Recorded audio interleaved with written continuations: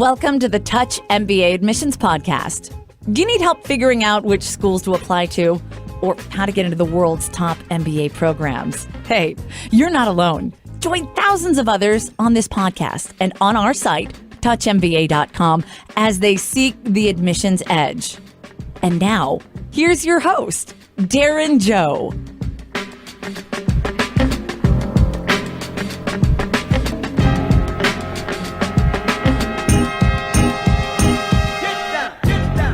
Hey guys, what's up? It's Darren. Welcome to the Touch MBA podcast. Good to have you here with us. This week, I brought on a soon-to-be second-year student at USC Marshall who's interested in getting into the interactive gaming industry.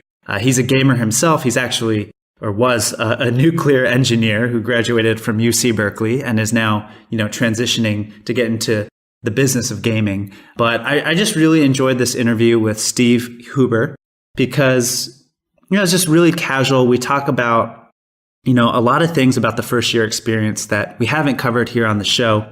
For example, getting off the waitlist. Steve was waitlisted at USC Marshall, and we talk about what he did to get off that waitlist. We talk about, preparing for your first semester, and even more importantly, preparing your significant other, those of you who have wives, husbands, boyfriends, and girlfriends, about business school, like getting them ready for the business school experience. We also talk about Steve's experience leading the high-tech club at USC Marshall and starting an interactive gaming club there too as well. We talk about recruiting, tech recruiting, recruiting for consulting. And we basically just get Steve's thoughts after 1 year on the whole experience. And what I love about this interview is that the unspoken running thread right throughout our conversation is that it's all about contribution. It's focusing on contribution. And you can see how Steve has done that every step of the way, from when he was an applicant to now as a student. All the ways he's helping his classmates, he's helping the school. And I think USC Marshall is really lucky to have someone like him in their program. And Steve and I mentioned a lot of resources during this conversation. You can find links to those resources in the show notes. So definitely check out, for example, Case Studies and Cocktails, which is the book Steve mentioned, as well as, links to Steve's Business of Gaming podcast and his ambassador thread where, you can ask him questions about the USC Marshall experience. I also wanted to take a moment to thank the sponsor of this episode. Save up to $13,000 with a low-interest MBA loan from Common Bond. Common Bond has funded over $1 billion in student loans, and their easy online application only takes minutes. To learn more, visit commonbond.co/touchmba. Common Bond Lending, LLC, NMLS number 1175900.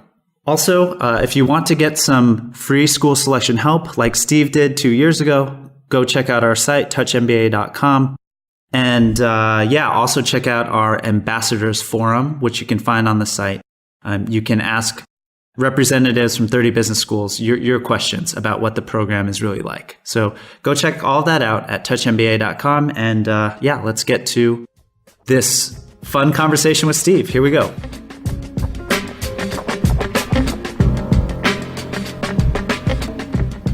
I'm really excited to have our next guest on the show. I feel like I've known him, even though this is the first time we've actually had a call and met each other online. I'd like to welcome Stephen Huber, or Steve, who is currently attending the USC Marshall MBA program. Steve will graduate from the program next year, so he's just finished his first year. And Steve, welcome to the show. Thanks. I'm excited to be on. I mean, what did you say? It was 2015 in November that I first contacted you? Yeah. It's been a while. Yeah, it's been a while. And it's really amazing to watch Steve's journey through this whole business school process because, well, first of all, I'm looking at him right now. He's got this beautiful pop filter for his mic. He definitely sounds better than me. He started his own podcast. So it's just awesome to have him on the show. But yeah, Steve came to us in November 2015. In fact, I have your profile right here in front of me. He joined our Admissions Edge program. He applied to about 3 schools, I believe, all in California, UCLA, USC, and UC Davis. But yeah, Steve, maybe you could just give us a quick kind of background. What were you doing before your MBA? So our listeners have some context. Yeah. So did my undergrad at Berkeley, did nuclear engineering, did about 7 years in a nuclear weapons detection platform. So traveling around the world, just making sure the world was safe. I got to the point in my career where I decided I could either stay in the classified realm or do something else that I was super passionate about. And that sort of drove me towards my MBA. One of the things that I really cared about for my MBA was where I was going to end up long term. I have a lot of family in California. I love California. It's a great state. I mean, it's 80 degrees outside and sunny. It's a beautiful day. So when I was looking at it, obviously USC, UCLA, and Davis were three that I was really interested in. Yeah. And in my trek through it, I kind of decided that I want to go into the interactive entertainment industry, so otherwise known as video games. So it's a little bit interesting to say, yeah, I did nuclear engineering and now I'm going into video games. I get laughs a lot. Yeah. So, I mean, was that because video games had been a passion of yours for a long time, or like, how did you kind of decide on this as a destination? So I've always been a gamer my entire life. Yeah. I think whenever I was hanging out with friends when I was younger, I was like, hey, can they come out to play? But really, I wanted to play PlayStation with them. So video games have been a big part of my life. And as technology has grown, virtual reality, I've been really interested in it for a few years. And especially as it started to come out last year, my long-term goal is to get into VR for education. So as automation replaces a lot of jobs, we're going to have to retrain people. And I see virtual reality as a great opportunity to retrain them in an environment that you can reset as often as you need to. Okay. We're definitely going to stay in touch. Because, I'm obviously fascinated in not quite virtual reality, but like innovations in education. So, well, do you think it's moving so fast? Like, when do you think we're going to actually start having such platforms? Do you see this in like 3 years or 10 years or what? I don't think VR is going to be a reliable platform for about 5 years. I think augmented reality is going to come online a little bit faster. So when Google Glass actually comes back, when the HoloLens comes out, when whatever Magic Leap is finally appears on the horizon, if it ever does, I think more of the augmented reality where you're displaying something on top of what you normally see is going to be more popular first. Yeah. And then virtual reality will eventually come back into the fore. But like right now, there is nothing in virtual reality that is profitable. Yeah. Yeah. Well, maybe this is like a third podcast that we could do. So definitely, I just want to quickly plug your own podcast, thebusinessofgaming.com. Go check it out. Steve's done 10 episodes with your classmate, right? Yeah. I think we both met just over a year ago, and our first conversation was about video games. The second one was about podcasts. And so we were like, why don't we talk about the business side of video games? Because that's not talked about ever. Yeah. And we've gotten a lot of good response, and I've actually been asked about it on every single interview when I was interviewing for internships. Yeah. I mean, I think that's the thing. It's so genius, right? Because it's such a great way to position yourself as well. I mean, obviously you're passionate about this, but you're bringing guests on from industry, and it's such a neat project and kind of gives yourself a lot more authority, right? Moving into this space. Oh, it was definitely part of my gap analysis. In order to get into video games, the hardest part is you have to have already been into video games. So without something gaming related on your resume, no one would even look at you. So this was a great way to become a subject matter expert on some part of it. Yeah, no, I love that. So, okay, well, let's talk about some things that we haven't talked about on this podcast yet, even though we've done over 100 of them. All right. So you were on the waitlist at USC. I was. Right. So how did you get off this wait list? Like, I mean, obviously it's individual, right? Based on your own profile and the class that's already been accepted. But in your opinion, like, well, let's first talk about like what you did that you think helped you improve your chances. So I knew going in that my GPA was lower than the average, and that was going to be my biggest pain point. So you had a low GPA because you were a nuclear engineer at UC Berkeley? I I think the GPA engineering average at Berkeley is 2.7. It's crazy. It's Berkeley does the weird grade deflation thing, which is annoying, but yeah. So yes, my GPA was my biggest pain point going into the whole process, and I knew that ahead of time.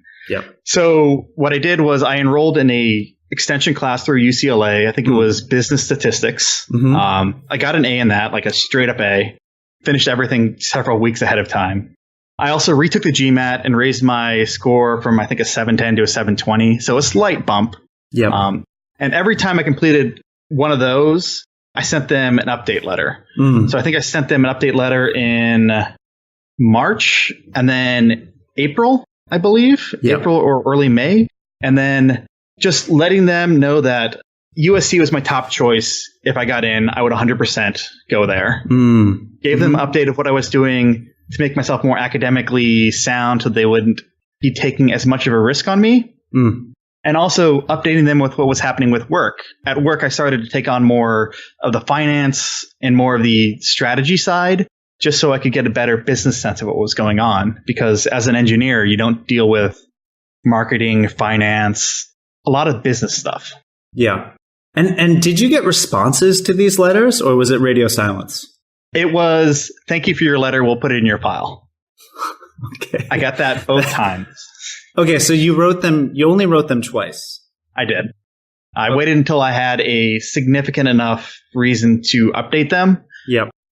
But I didn't necessarily keep waiting. I think the first one I sent within a week of getting you're on the waitlist letter. And the second one was just an update a month and a half later. Right. And I mean, I think such a difficult part of being in that waitlist situation is the tone you use, right? It's not just what you're saying, because you want to show the school that, yes, you're my number one choice, or I died to get into the school, but you don't want to sound desperate, right? Because that's always a turnoff. So like, did you keep it, keep the USC as my number one choice, like these sort of things? Like, is that like one sentence, or, I mean, did you indirectly say it, or, kind of how that was my first line. But yeah, I think the first line was, I'm still excited to be on the wait list, to still be considered. USC is my top choice, and if admitted, I would absolutely enroll. And then I would go into all my updates. Right. So just a quick 1, 2, and then updates. Yeah. And okay, so your letter is literally like 2 or 3 paragraphs max. Like it's pretty short, succinct, to the point. Yeah, they're not going to spend that long reading it. So. Right. And then, so when did you actually hear back from them? Yes. So I heard back, I think mid to late May, that they called me in for an interview. I flew out to California to interview I thought that showing up in person would be better than doing it via Skype. Yeah. Mm-hmm. And I had a good conversation with the AdCom. It was very conversational. It was just basic questions of why USC, why California, why Marshall. Yeah. And then I heard back, I think the 1st of June. And by the 2nd or 3rd of June, I accepted the offer, and we moved out a month later. Oh my gosh. Okay. Yeah. So, because classes started in August, right? They started the 31st of July. The 31st of July. Yeah. And actually, this year's class started the 24th of July. So their orientation is about a month and a half before school actually starts. Goodness. Yeah. So, okay. I mean, which brings me to my next topic. So you were in Washington, D.C. before, and you'd been there had you basically been based there since college? Yeah, I'd been there about 6.5 years. Yeah, 6.5 years. You'd also gotten married. I had. Yeah. So, I mean, this is such a delicate thing, right? You're on the wait list. They let you know basically 1 month before classes start, a little more than that.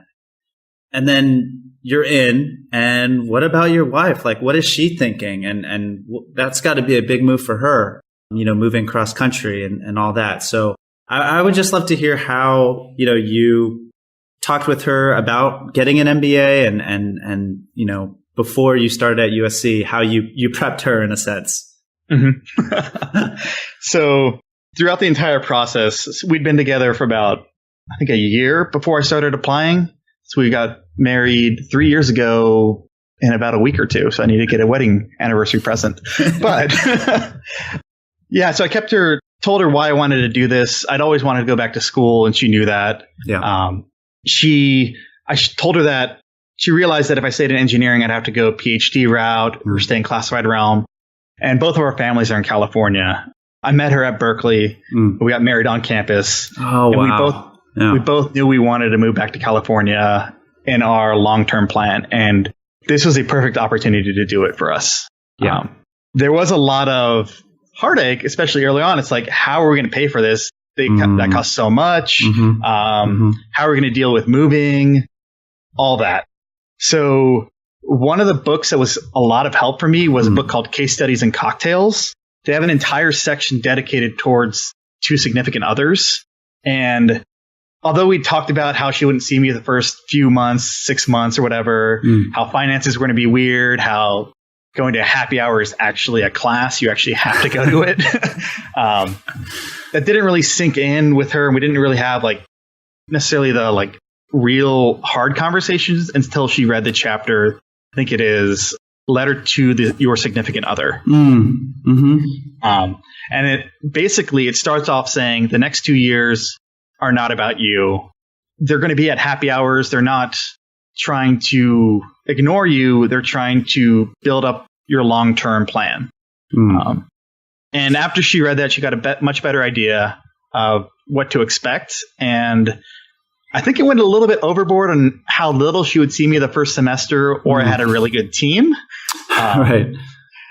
But I will say the first semester, especially if they have a core set of classes, it's really intense and you see them less than you'd like. Yeah. And I think the big thing that helped us is something that one of your contacts in the past, I think UCLA Anderson alum, said, make a date night once a week and try to keep to that. Yeah. That helped a lot. It also allowed me to tell my team, I'm like, I am unavailable Thursday or Wednesday nights because I'm hanging out with my wife. So that helped. The other thing that I saw some people do well and some people not is bringing your significant others to events while you're in an MBA. They are as into the program as you are, sometimes even more, since they don't necessarily have the 200, 300, 400 friends that you just earned in a week. So bringing her to events was a lot of help to getting us acclimated together. Yeah, and I'll be sure to link to that book you mentioned, and I'll also in this podcast write-up for this episode, I'll include what my friend Kyle advised in terms of how to set expectations right on both sides of the fence with your significant other and with your classmates, which I thought was great advice. I'll include that in the post write-up. But I mean, it's was she working in DC, and is she working now in Southern California? She was in Washington, D.C. For a few years. She was a chef. So I've been spoiled with food for years. Yeah. She got to the point after being a chef that she wanted to do something with her degree. So she became a membership manager at a private club in Washington, D.C. Oh, cool. Yeah.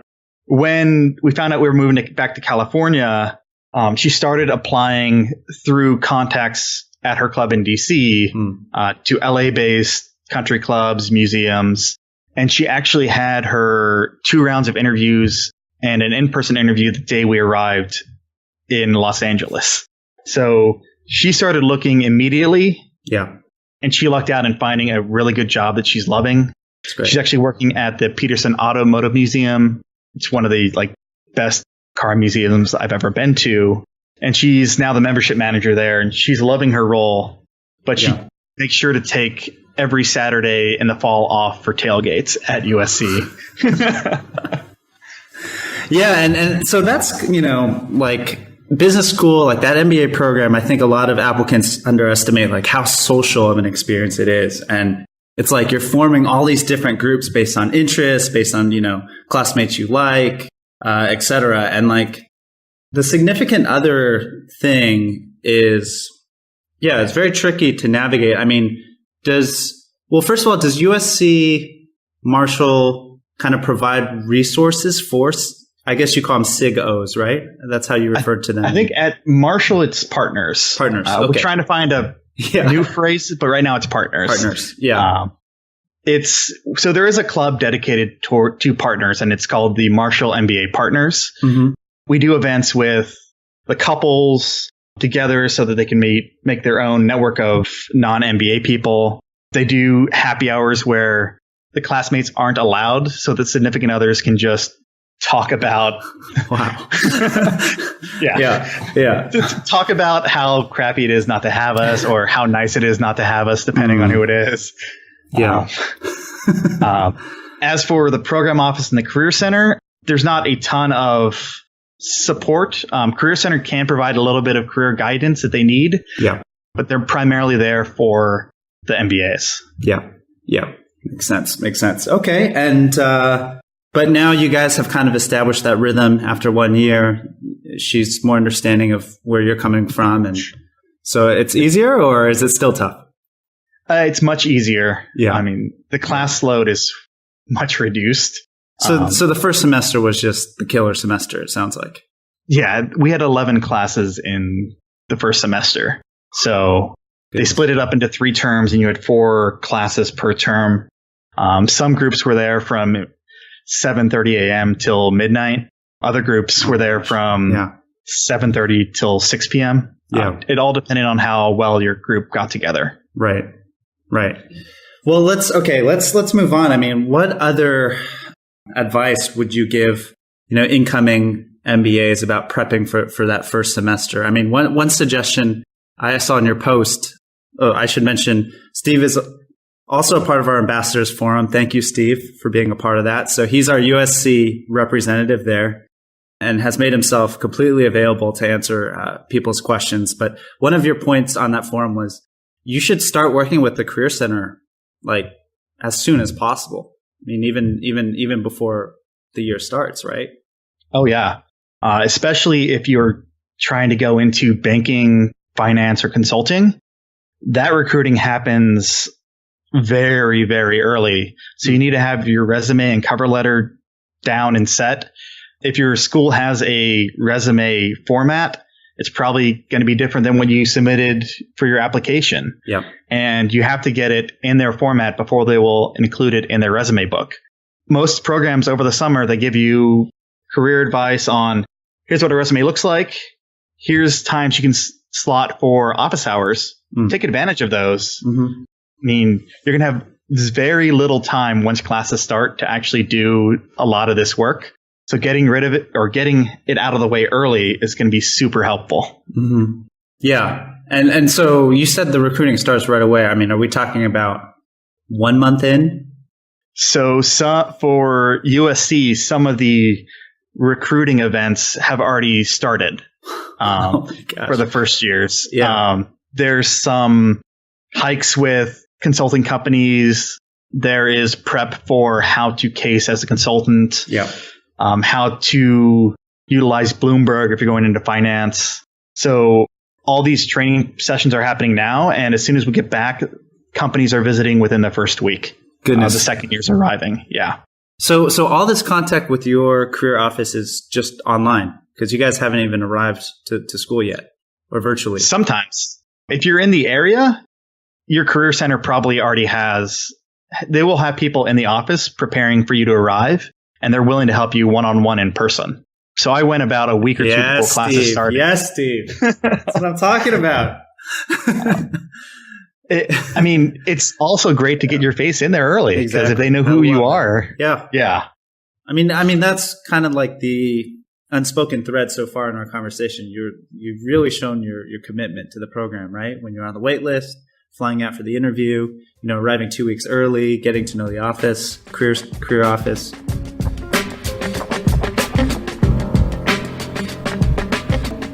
I want to talk to you about recruiting still, because you moved from being a nuclear engineer, right, to wanting to get into the business of gaming. Did it ever cross your mind during all this recruiting madness and networking going on the first semester? Oh, maybe I should be a management consultant, or maybe I should work for Amazon or Apple. I mean, these are some hot companies right now, and They are great companies. When I was an engineer, I traveled so much that I have zero desire to ever do that lifestyle again. I think there was one year I was gone 40% of the time, and not seeing your apartment and calling the hotel home kind of starts to wear on you after a little bit. Not that consultants aren't going to have a lot of fun, but I just didn't want that lifestyle for me after MBA. Yeah. Amazon, they do have a great gaming studio. It's still starting up, but most of the positions were more for full-time MBAs at the time. I am actually the president of our High Tech Association. So I was able to learn how to be a product manager, I networked with all these companies, but the ones that really stood out for me that I really cared about were the gaming companies, and especially NLA, where a lot of these companies are. As for tech, since I am the high tech president, tech recruiting is kind of weird. The Amazons, Googles, Apples of the world. Let's talk about that. Yeah. Although people say that that tech recruiting is in the spring, the top level ones, Amazon, Google, Apple, AT&T, Blizzard Entertainment, if you want to go into video games, those are all first semester. Those are all due before the end of November. So even if you want to get into these top tier tech companies, you need to have your resume done early as well. I can hear your cat there. I think she or he wants to be on the podcast as well. Let me in the room. So did you go through any of those interviews or outreach sessions with those tech companies? I did. I went to a bunch of them. I did end up getting an offer from one of the Silicon Valley tech companies in March, but I ended up turning it down because I realized I wouldn't be happy in the role. It wasn't what I wanted, and it wouldn't help my story of going from a nuclear engineer to video games. It was more of the going back into hardware defense security, and I didn't really want to do that. Gotcha. Although it would have been an easier story to get in there. For sure. Yeah. Long-term story is what mattered more for me for this year's internship. Got it. So let's talk about this year's internship. Like, what did you just finish? What are you about to do? So I actually did 2 internships over the summer. I worked at a startup in Newport Beach that is a spinoff of Acorns, working on a kids playing educational games in high school, making a micro scholarship for college. And I can't really talk a ton about that, but that's the high level of what that one does. And the other position is I'm working at Fox in their newly created video game group called Fox Next Games. And I was doing business development licensing for all of Fox IP into whatever gaming platforms are out there. So mobile, console, PC, like the Futurama guy, the Simpsons game, or Futurama game, Family Guy game, Simpsons game, all those on the mobile phone, that's all through this same group. How difficult was it for you to line up these internships? So the ones in Silicon Valley were a little bit more the apply, and because you're from a big school, a core school, you get a better chance of getting in. I did some informationals with people throughout the entertainment space and was able to get in that way. The one at Fox, my direct manager is actually a USC Marshall alumni. So as soon as we sat down to actually do the interview, it was a lot about, hey, how's the program? How was your consulting trip? It was a lot more casual than some of the other conversation I'd had. The cat is still, his paw is under the door right now. Yeah, he really wants a piece of this. So, and reaching out to these alum, like, did you have to do this on your own? Were you like going through, the database of Marshall alumni in gaming or in, working for Fox or these sort of things? How were you able to do this? So for a lot of the traditional bigger tech companies, they actually visit campus. And so I had a lot of in-person contacts with them on campus and was able to keep that going afterwards. In January, our tech club actually makes a Bay Area tech trek. So we actually visited Google, Facebook, Zynga, Apple, AT&T, all the major companies in the Bay Area and got FaceTime with them there as well. It was a lot of, for Fox, the alumni hadn't kept in touch with USC in a few years, but as soon as he found out I was a Marshall alum, it was, yeah, sure, how can I help you? Yeah. Got it. I think that is actually one of the big things that drew me to USC was actually the network and how supportive the Trojan family is to each other. Every time I've reached out to alumni via LinkedIn and email, I've heard back within a week, if not a few days. And that's one of the big things that USC as a whole really cares about. And Marshall as a brand emphasizes it even more. What do you mean? What do you mean, Marshall as a brand? You mean the way they promote the school? Yeah, the MBA program in particular. It's a very tight-knit, very family MBA program. I know everyone in my class. I know almost everyone in the class above me. And I probably know half of the class coming after me.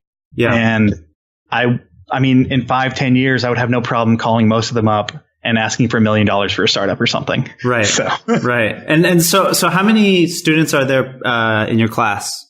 Yeah. So there are 220 about in the full-time program, and we're split up into 3 cores.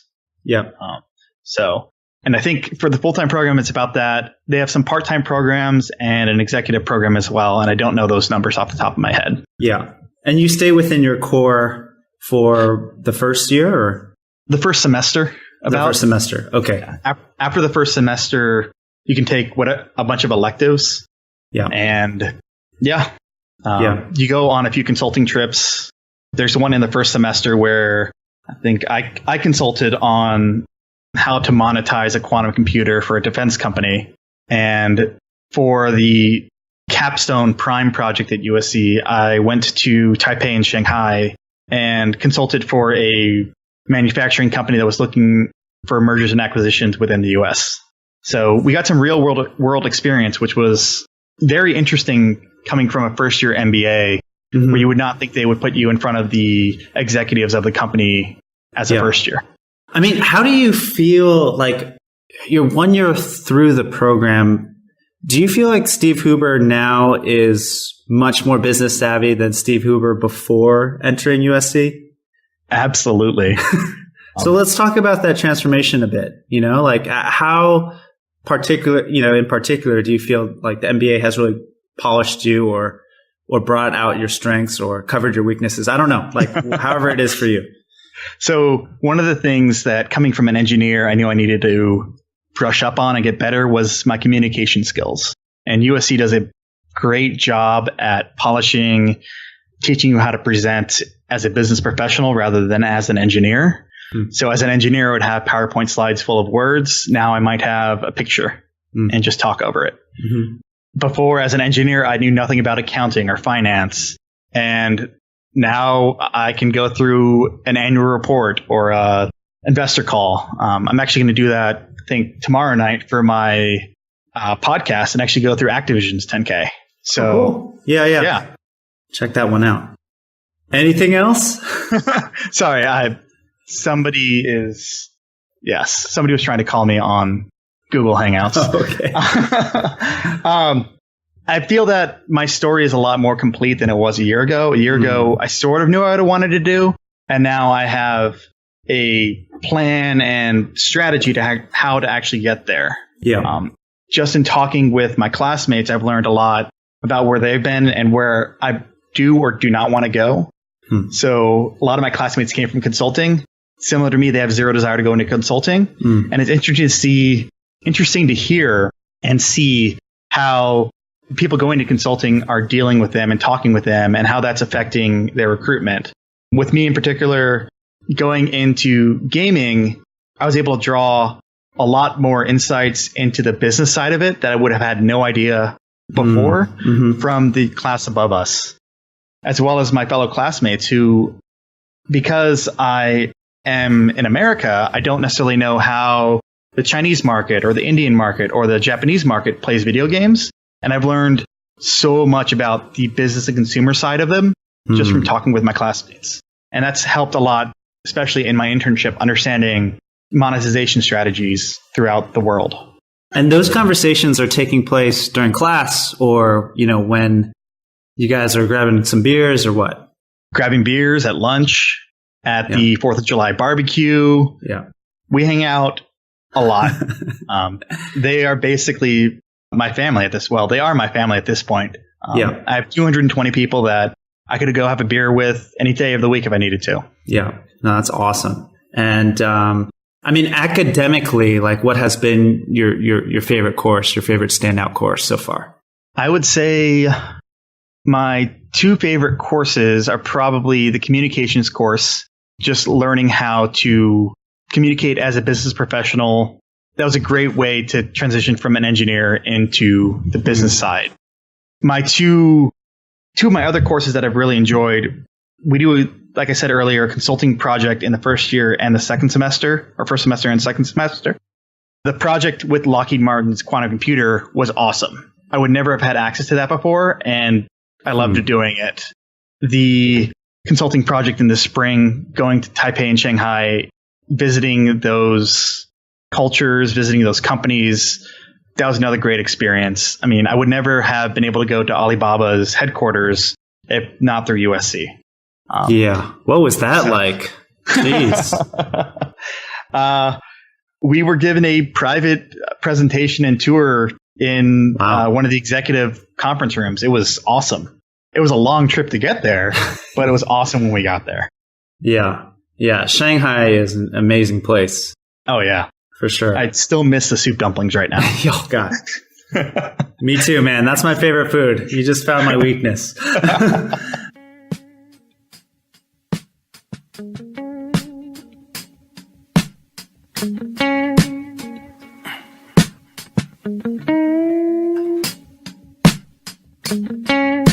Ever wish there was an easier, more affordable way to get your MBA loans? Well, now there is. Common Bond is a leading student lender, saving members up to $13,000 on MBA loans.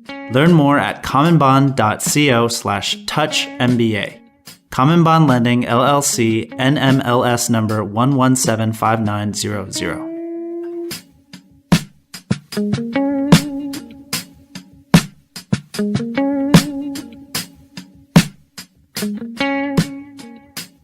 You've been so active in extracurriculars, right? Like you said, you're president of the High Tech Association. Mm-hmm. I'll just say you also founded the Marshall Interactive Entertainment Association. So you founded a student club.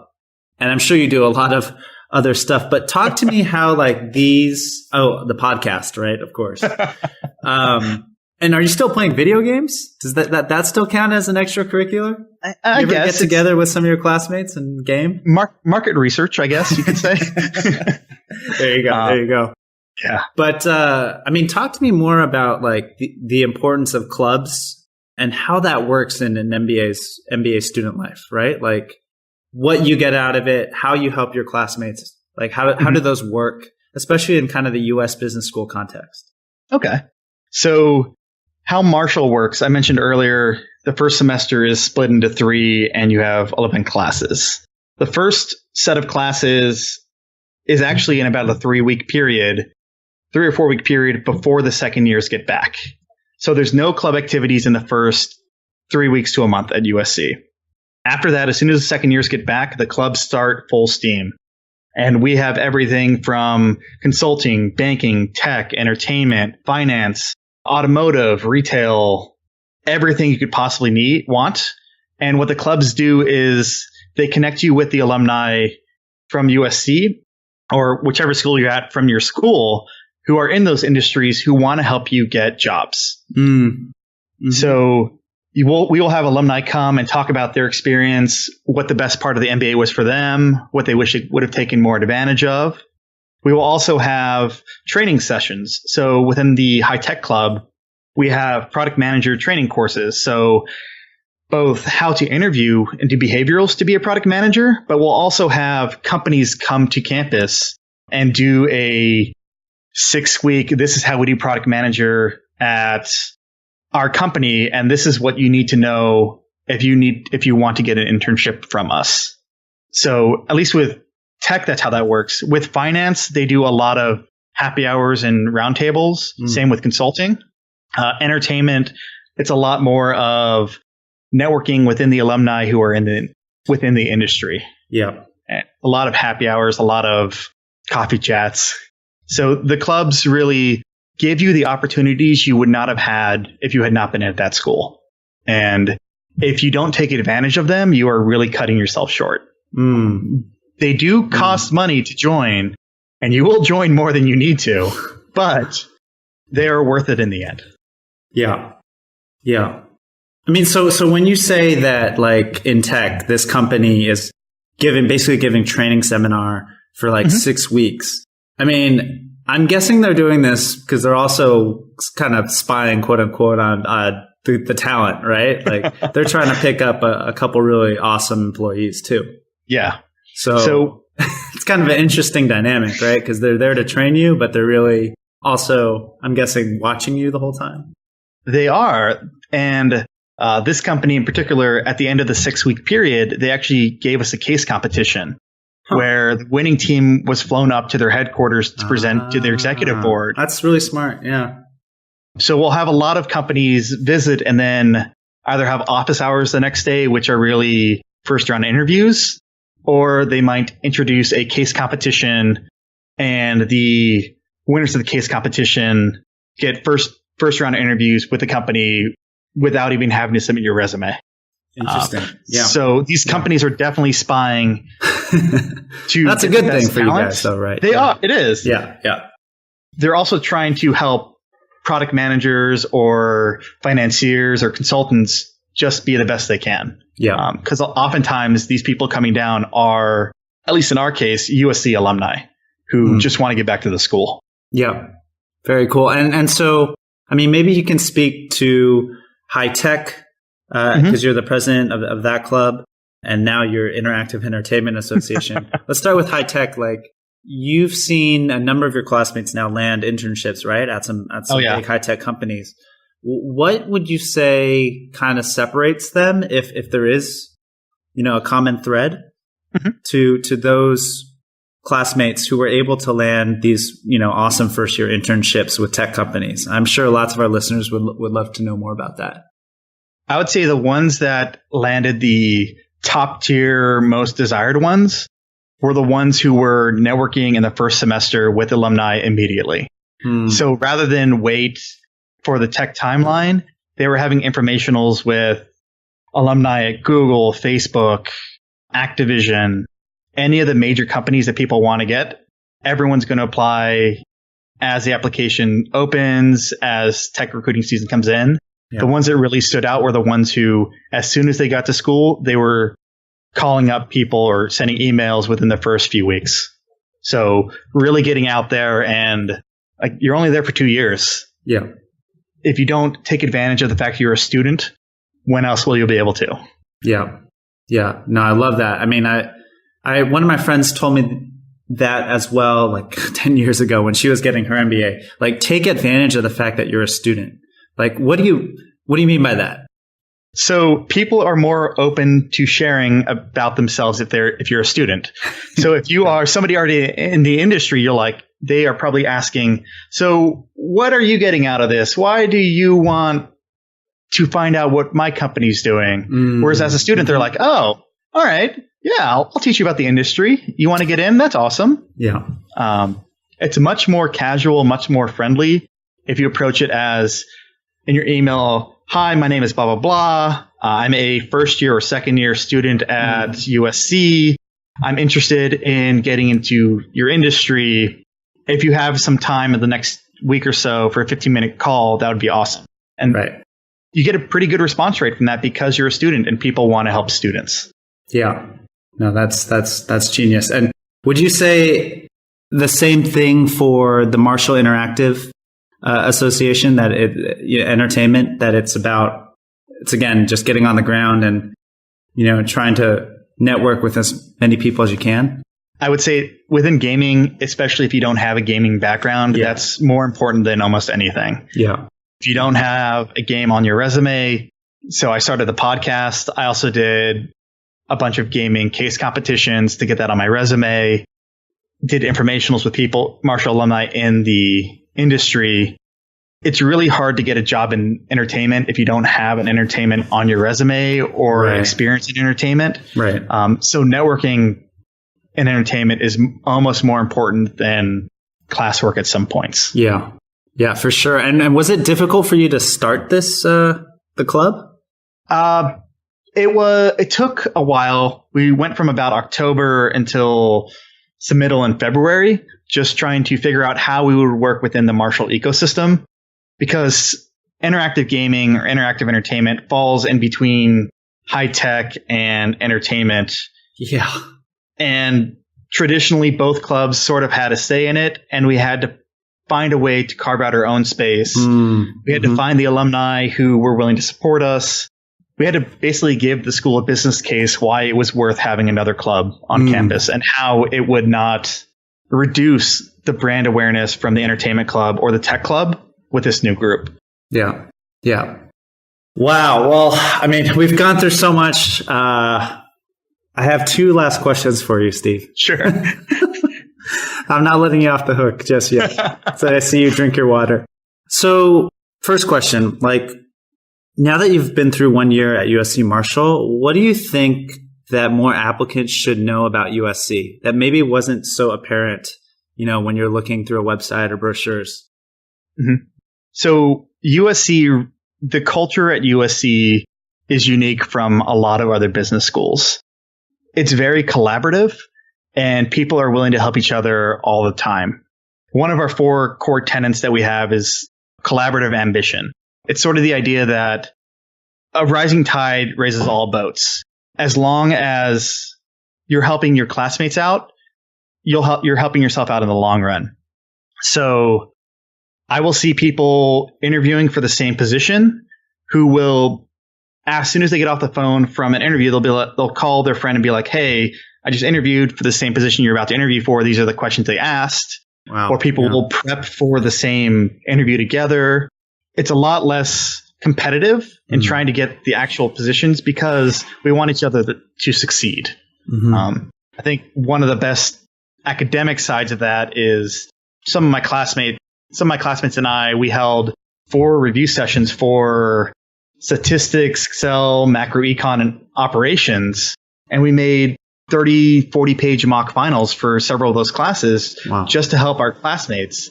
I mean, it hurt our grades slightly in the end, but as long as people aren't stressing out over academics, they're doing better in their interviews. And I mean, Marshall's, one of their phrases is, "We're one Marshall." We're not individuals. We're one combined group. And we want Marshall to be the best experience and the best in recruiters' eyes that we can be. If that answers your question. No, absolutely. That totally does. And I mean, I think, let's put it this way. My dad and my brother both went to UCLA. I do have really good friends who went to USC too, but there is in California, there's this thing about, that USC network is so powerful, and they're so loyal, and they're so strong. And so, a lot of my friends that went to the UC schools like Berkeley or, LA, they didn't have that same sort of experience, right? Like you felt more lost, I guess, because there were just a lot more people. That was actually one of the reasons why I decided not to reapply to Berkeley, because I wanted a different experience completely. Yeah. Like USC is very much, if you're a Trojan, you're a Trojan for life. You're part of the Trojan family, and they will help you out whenever you need it in the future. Yeah. So you don't feel like a traitor is what I'm trying to get at. I wear Cal gear a lot, or Berkeley gear a lot on campus, and people give me a lot of shit for it. But yeah, I hear you. Okay, and my last question is, what would you advise applicants to look for in an MBA program? Okay. Make sure that it fits where you want to be long-term, location-wise. Location-wise, yeah. Because your network after MBA is going to be primarily whatever area of the country that your MBA was. Yep. So I knew I wanted to be in California, so I only applied to California schools. And then to second that, make sure that it's a program that you feel comfortable in. these are the people you're going to be hanging out with for the rest of your life. And if the culture doesn't vibe with you, if you want more of a competitive atmosphere, maybe a more competitive school would help. If you want like a lot of friends in a collaborative atmosphere, maybe a more collaborative one. If you want to do more data analytics, maybe go to more analytical schools. Like rankings do matter in what what companies visit the schools. However, your long-term enjoyment and what you want to do, you really need to take that into account. So, I mean, with me, I really wanted a collaborative school. USC has really given that to me over the last year. Yeah, still only have a year left. You're losing track of time, man. It feels like I've been at USC for much longer. Right. Yeah. And really the only way to know that is to visit the school, right? I mean, absolutely. Like if you don't, how do you get a feel for that, right? If you don't visit the school, you don't visit a class, you don't see how they interact with each other, there's only so much you can get over Skype. There's only so much you can get via phone call. Yeah. And even the area around the school where you're going to live is going to matter long term. Great, Steve. Thank you so much. Sounds like you've given so much to USC Marshall, and you've definitely given a lot to me through this podcast and through contributing to our forum too. So thank you. And yeah, we'll track you. We'll follow you. We'll follow your updates. And I'm really excited for your second year. Hope you land some awesome job in interactive gaming. Yeah, I'm looking forward to it. I mean, there's not that long left and things go by way faster than you expect. Yeah. So I think that's one thing I would definitely say that I don't think I mentioned earlier. Take advantage of the 2 years you're there. If people are going on trips, go with them. If you need to take out more loans, take out slightly more loans. But this is going to be the last time you're ever in school, last time you're ever going to have a chance to go on a great vacation to a different country with your classmates. Yeah. It's 2 years. You're already possibly taking out loans. It's worth it. Yeah. Right. Okay. To quote Sheryl Sandberg, lean in to it. Lean into your MBA. All right. We'll end it on that note. So thanks again, Steve. And I'll post, all the links to your podcast and where people can follow you in the show notes. So thanks again for jumping on the pod. Awesome. Thank you much.